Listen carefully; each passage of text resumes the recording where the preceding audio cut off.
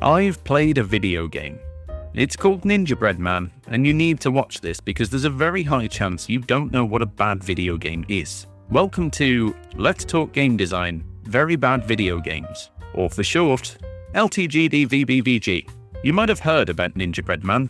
It exploded in meme potential when the Wii was at the height of its popularity, but other than a bunch of teenagers laughing and screaming, "It's so bad," I don't think anyone ever took the time to clearly explain why. This is where the new Very Bad Video Game series steps in. The point of this is that I am an old man, here to teach valuable game design lessons to the sheltered, hopeful youth of today, who might not know any better, because their idea of bad these days is a 6 out of 10 average summer console release with a blown-up marketing budget. Usually we focus on what good games get right, but it's also valuable to learn what bad games get wrong. And Ninjabread Man is so wrong that it could confidently predict the future of AI and then run for a career in politics. We're playing the Wii version, because if you're going to do bad, you do it properly. That means pointing, waggling, hating every living moment of consciousness, the usual. Here's the title screen. It has no music, but at least you can see that it's in 3D. Before we get into the main game, let's head into the options menu, because the first thing you need to learn from this is that unless you're a newborn baby, movement is not an advanced control mechanic. If this still does, however, seem a little too advanced for you, don't worry, because before we can do anything anyway, we have to go through the... In a game with less than 5 major mechanics, a forced tutorial is a bad game design decision. In Ninjabread Man, that tutorial isn't even really a tutorial. It's just a pop-up telling you vaguely what to do and then leaving you to do it. So if that's what's happening, why is it even here? Shall I tell you? It's to play this animation when you pick up a ninja scroll, because the animation isn't anywhere else in the game at all, and somebody spent an entire afternoon finding an online asset store that they could steal this from, so it almost deserves looking at. Next, it's time to learn to swing your sword, and I do mean swing. Sort of. This is on the Nintendo Wii, and the W in Wii stood for waggle, while the rest of the word Wii was the noise you made while trying to make waggling work. There's some training dummies to try this out on, and you'll notice very quickly that the range you have on your sword, your main weapon as a ninja, is about half an inch in front of you. So you're not going to be using this much, which is great because in a game like this you want to be doing as little as possible. Next is the Ninja Star Shuriken throwing things, which to their credit are actually pretty good. You press the button to bring up the crosshair, then press it again to lock on to something, then press it again to start spamming shurikens. The range is for some reason infinite and they hit things, so that will have to do. The drawback here is you need the Wii remote to accurately pick up on your screen with your sensor bar, or using 2 candles at a certain distance like a demonic summoning ritual. I am not making this up, you really could do that. Oh, and don't stand where your goal item is spawning, because then it doesn't count that you're overlapping it. But it's important to note that this part isn't actually bad game design, it's just bad game development. It's still bad, obviously, but it's a different kind of bad. Like comparing having raisins in a cookie to having someone pouring molten cookie dough on you in a torture dungeon. Different. Complete your training and we can finally get on to... Welcome to the game. I'm very sorry that you made it this far. You'll get the space to take in the aesthetic design of the level now, and you can tell we're very strongly candy themed, which is fine, actually. I grew up in the 90s. I played Zool, sponsored by Chupa Chups Lollipops, and entire games that starred the red dot from the 7-Up logo wearing sunglasses, so I'm not inherently opposed to games about confectionery products. What's not fine is the level design, which isn't. As in, the level design isn't.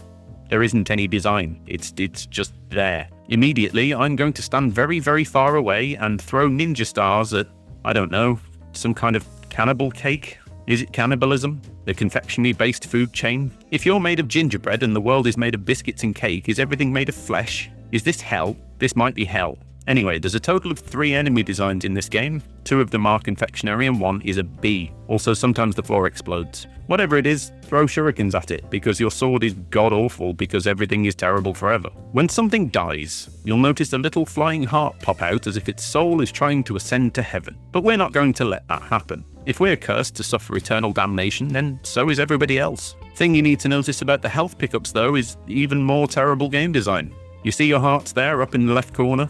You start with 5, but there's a maximum of 10. On the surface that seems fine, right? Except if you collect more than 10, you get an extra life. Also fine, makes sense so far. Except when you do that, your health then goes back to 5. And then when you die and respawn, you come back with 5. So picking up too many hearts actually cuts your health in half. And an extra life is really just an extension of further suffering because now you're going to be back here again. This is not a system that makes any logical sense, but then why would it? Time for some actual platforming to collect our first one of these. What is it? I don't know.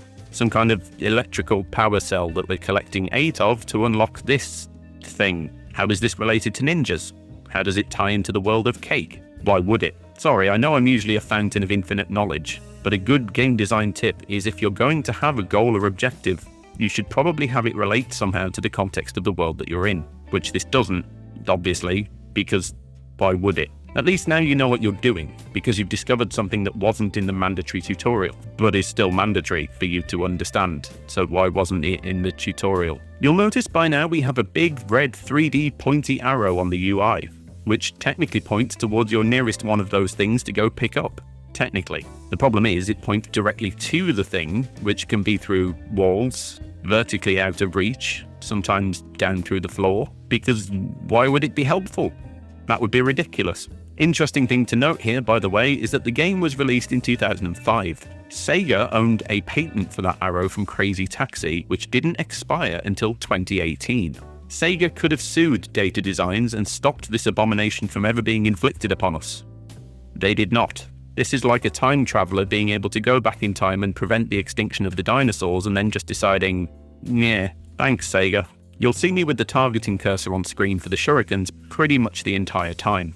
The Nintendo Wii, as we all know, had no second analog stick. There's a quick reset button for the camera, but because of the game we're playing, it can lock the camera into a wall, or over your shoulder like a AAA Sony exclusive to the point that you can't see what you're doing at all. So instead, I use the targeting cursor to gently rotate the camera, because what I'm doing is adapting to this hostile landscape challenge, like Arnold Schwarzenegger in Predator. Back to the level design that we don't have, everything looks the goddamn same.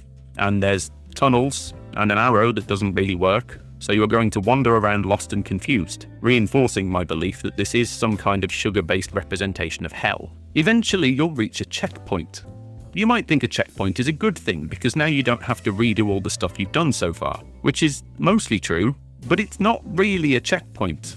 It's a save state, like you'd find in an emulator. You don't just come back here, you come back here at the exact same point you were when you touched it. So if you come here with just 1 heart left, you're respawning with just 1 heart left. Because why would you have something genuinely useful? The point of this is to return to your suffering in a near-endless loop, like if Groundhog Day had been set in Manchester. Continue your lost meandering and get a very real representation of something that's always been philosophically true in video games. If you run into enemies, you're going the right way. Unless it's the bees, which is the part people often miss off from that philosophy.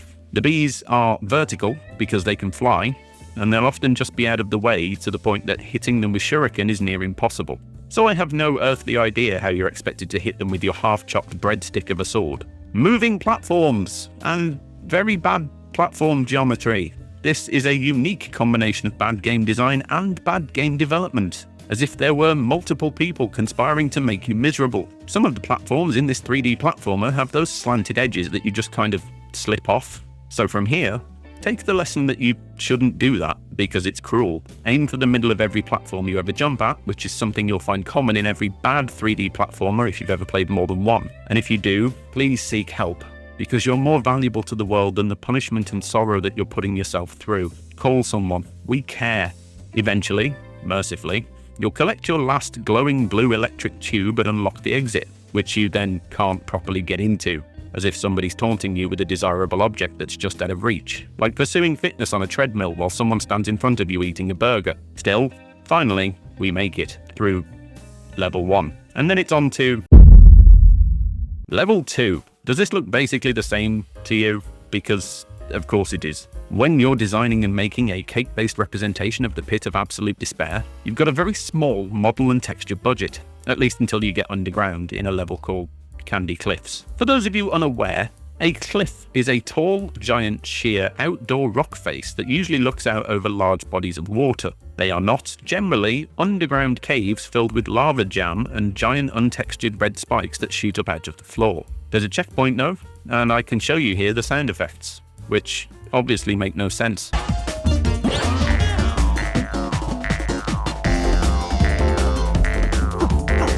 For some reason, once you've triggered a checkpoint, it starts playing that twangy instrument that I think most often associate with Australian media or stuff that's set in Australia. Does this mean anything? Is this game actually set in Australia, like some kind of Aussie hatred propaganda, in which the developers or publishers wish to depict Australia as hell? Maybe. Why not? On the topic of audio, the soundtrack is about as good as you'd think it is. To be fair, it's the most contextually relevant and correct part of the whole game, because it sounds like cheap candy tastes, assuming you've eaten about a pound of it at 2 AM, and you're currently sat alone in the dark suffering immense guilt from binge eating and fearing your blood sugar levels.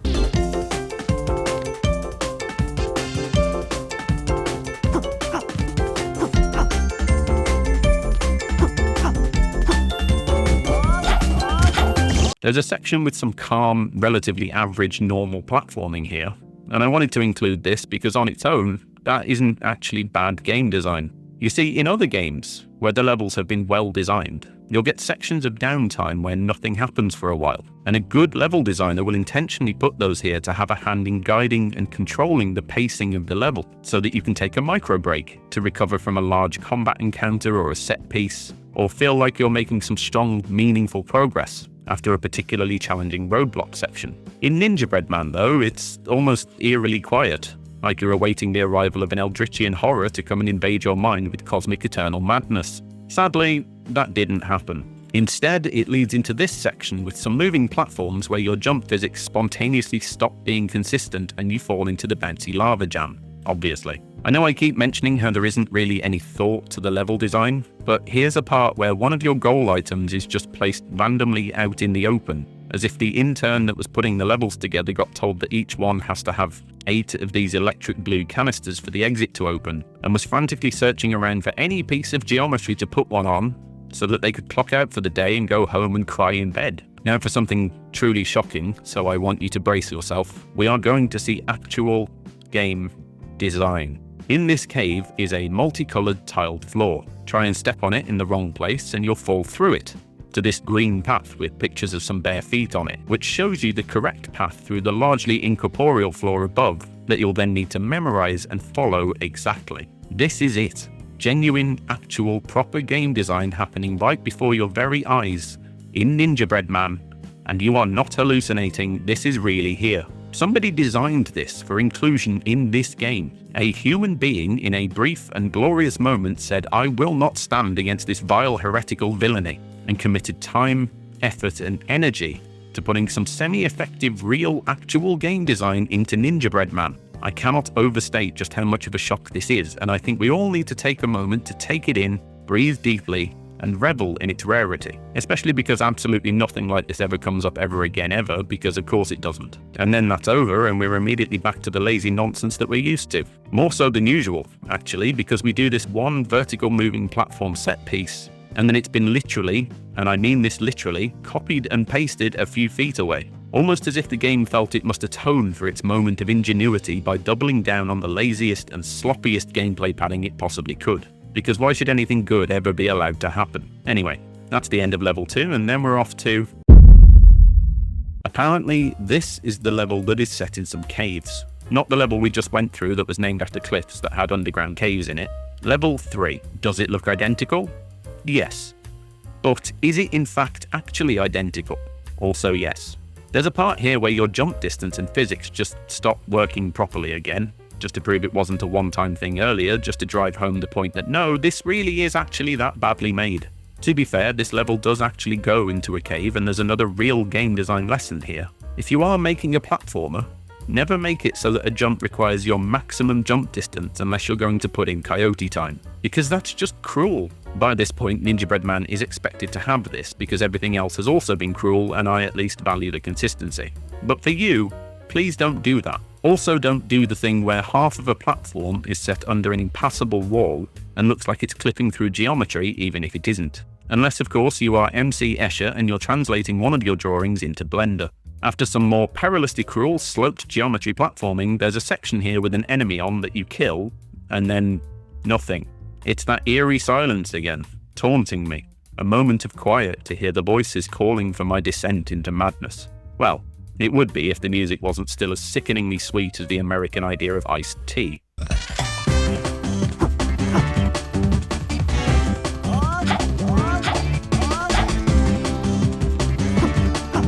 Oh, I forgot to mention, we are in a level designed around a hub now. The exit is right there in the middle of this hub, but we have to go off in multiple directions. In a game that's already terrible at telling you where to go, where everything looks the same, and the guidance arrow just kind of points somewhere over there. That's good, isn't it?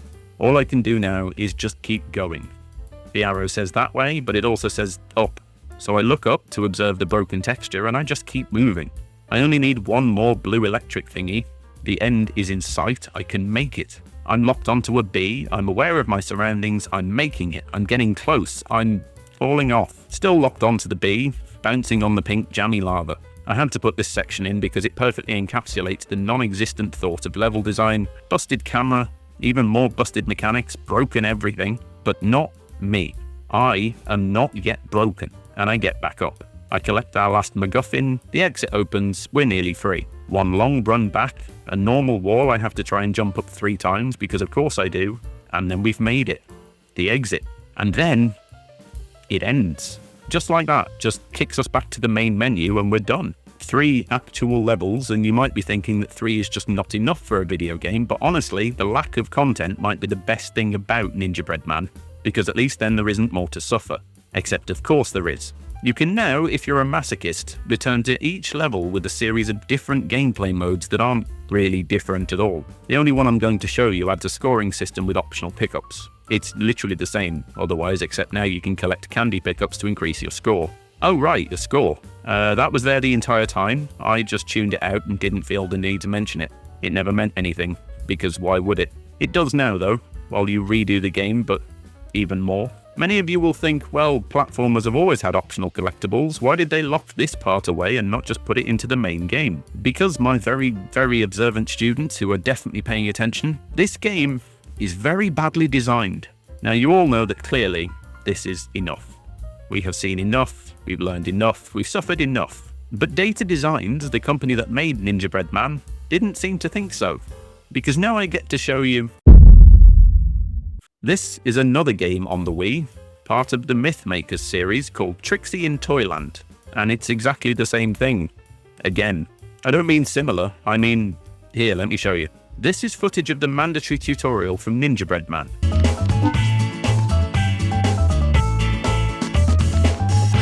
This is footage from the mandatory tutorial from Trixie in Toyland. You notice anything? Because if not, you really do need to pay attention. They have the same music, the same movement, the same...